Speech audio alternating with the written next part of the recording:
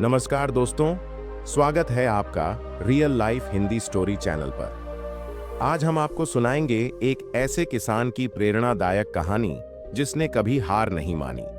अगर आपको हमारी कहानियां पसंद आती हैं तो कृपया चैनल को सब्सक्राइब करें और वीडियो को लाइक करना न भूलें। चलिए अब चलते हैं राम प्रसाद की संघर्ष भरी यात्रा की ओर। गांव रतनपुर एक छोटा सा गांव था जहां ज्यादातर लोग खेती पर निर्भर थे।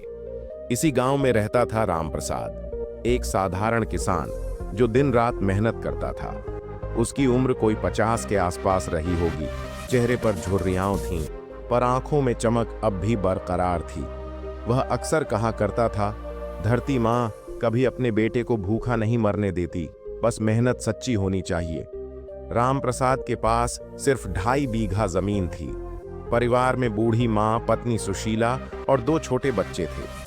बरसों से वह इसी जमीन से पेट पाल रहा था, पर पिछले 3 साल से मौसम ने उसकी मेहनत से गद्दारी कर दी थी। कभी बारिश कम होती तो कभी बाढ़ सब बहा ले जाती। कर्ज का बोझ सिर चढ़ता जा रहा था। संघर्ष की शुरुआत साल 2020 की बरसात ने राम प्रसाद की जिंदगी में भूचाल ला दिया। तैयार फसल पूरी तरह से नष्ट हो गई। बैंक का कर्ज, साहूकारों की धमकी और बच्चों की स्कूल फीस, सब कुछ एक बुरे सपने की तरह उसके सामने खड़ा था। गांव में कई किसानों ने आत्महत्या का रास्ता चुना। जब राम प्रसाद के साथी किशन ने भी एक दिन फांसी लगा ली तो राम प्रसाद टूट गया। पर उसने ठान लिया, मैं हार नहीं मानूंगा, जब तक सांस है संघर्ष करूंगा। राम प्रसाद ने तय किया कि अब वह पारंपरिक खेती से आगे बढ़कर कुछ नया करेगा। उसने गांव के बाहर स्थित कृषि विभाग में जाकर अफसरों से मुलाकात की। वहां उसे ड्रिप इरिगेशन, टपक सिंचाई और जैविक खेती के बारे में पता चला। अफसरों ने बताया कि किस तरह कम पानी में भी अच्छी फसल ली जा सकती है और कैसे जैविक उत्पादों की बाजार में अच्छी कीमत मिलती है। लेकिन समस्या थी पैसे की। ड्रिप सिस्टम लगाने के लिए पैसे चाहिए थे और उसके पास तो खाने के भी लाले थे। फिर भी उसने हार नहीं मानी। सरकारी योजना के तहत उसने सब्सिडी के लिए आवेदन किया।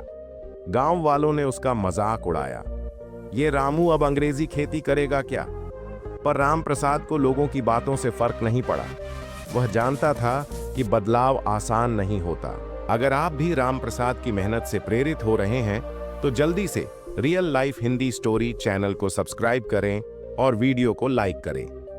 आपकी सपोर्ट से हमें और भी ऐसी कहानियां लाने की प्रेरणा मिलती है। सरकारी मदद से उसे कुछ सहायता मिली और राम प्रसाद ने अपने खेत में ड्रिप सिस्टम लगवाया। उसने जैविक खाद खुद बनानी शुरू की, गोबर से, नीम की पत्तियों से और गांव की पुरानी परंपराओं से। पहले साल उसने जैविक टमाटर और भिंडी उगाई। उत्पादन कम था, पर जो भी सब्जी निकली वह ताजा और स्वादिष्ट थी। शहर के एक व्यापारी ने जब उसके टमाटरों का स्वाद चखा तो सीधे खेत से सौदा कर लिया। धीरे धीरे राम प्रसाद की सब्जियां स्थानीय मंडी में मशहूर हो गईं। व्यापारी खुद उसके खेत पर आकर फसल खरीदने लगे। फसल का दाम अब 2 गुना मिलने लगा। चुनौतियां खत्म नहीं हुई, सफलता की राह में कांटे भी कम नहीं थे। एक बार खेत में बीमारी फैल गई, पूरा नुकसान होने का खतरा था। बैंक ने भी समय पर लोन माफ नहीं किया। परिवार के खाने के भी पैसे नहीं थे। पर राम प्रसाद ने एक बार फिर धैर्य नहीं खोया। रात रात भर जागकर उसने देसी नुस्खों से पौधों का इलाज किया। हल्दी, नीम, गौमूत्र का मिश्रण तैयार करके। हफ्ते भर की मेहनत के बाद पौधे फिर हरे होने लगे। उस समय उसकी पत्नी सुशीला ने कहा था, तुम्हारी मेहनत को भगवान भी देख रहा है रामू। 5 साल के भीतर राम प्रसाद का खेत एक आदर्श खेत बन चुका था। उसके खेत में अब अनार, अमरूद, टमाटर और भिंडी जैसी फसलें उगती थीं। बच्चे अच्छे स्कूल में पढ़ने लगे थे।